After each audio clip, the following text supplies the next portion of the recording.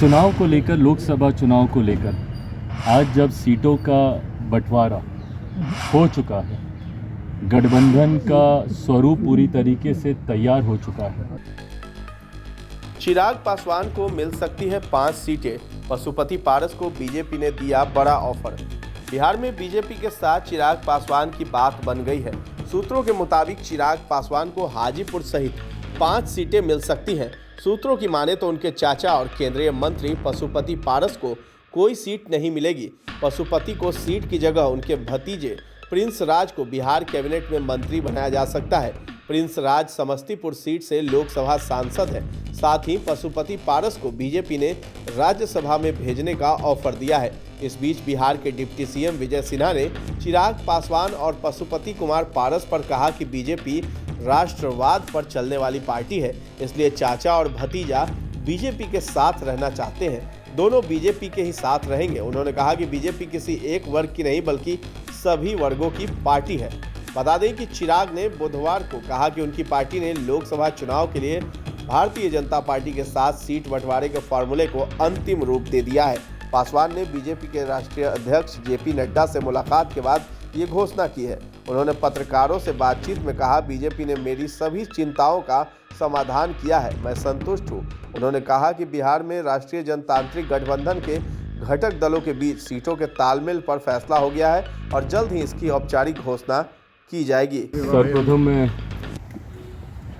हमारे देश के प्रधानमंत्री आदरणीय नरेंद्र मोदी जी को हृदय से आभार प्रकट करता हूं।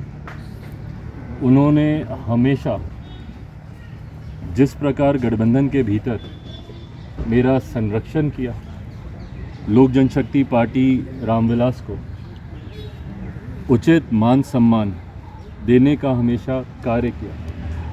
मेरे नेता आदरणीय रामविलास पासवान जी को जिस तरीके से उन्होंने अपने साथी, अपने दोस्त की तरह उनके रहते हुए और उनके जाने के बाद भी जिस तरीके से उनके मान सम्मान को हमेशा ऊंचा करने का काम किया, ऐसे में लोक जनशक्ति पार्टी रामविलास का हर एक कार्यकर्ता आज खास तौर पर हमारे प्रधानमंत्री जी का धन्यवाद करता है, क्योंकि आज पुनः एनडीए के साथ जो हम लोग का पुराना गठबंधन रहा है, जिस गठबंधन के तहत 2-2 बार हम लोग लोकसभा और 2-2 बार हम लोग विधानसभा का चुनाव पिछले 10 सालों में हम लोग लड़ चुके हैं, आज पुनः उस गठबंधन को एक नई मजबूती देने का कार्य किया है।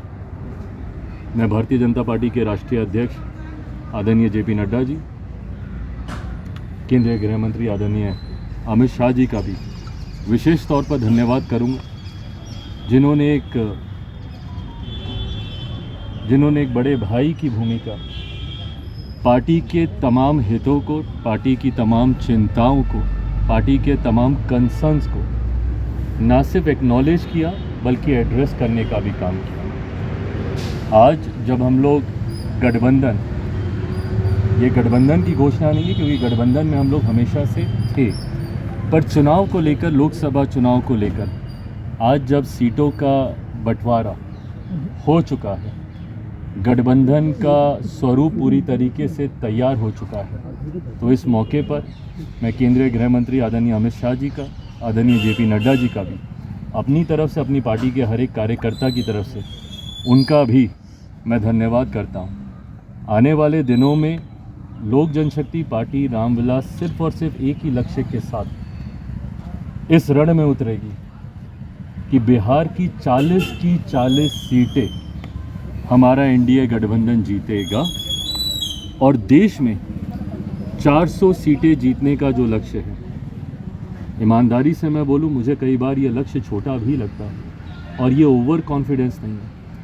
ये जब आप गांव-गांव जाते हैं, घर घर जाते हैं, और क्योंकि हाल फिलहाल के दिनों में ना सिर्फ बिहार में बल्कि विभिन्न और राज्यों में भी पार्टी के कार्यक्रमों में मैं गया हूँ, ये मेरा विश्वास वहाँ से आता है।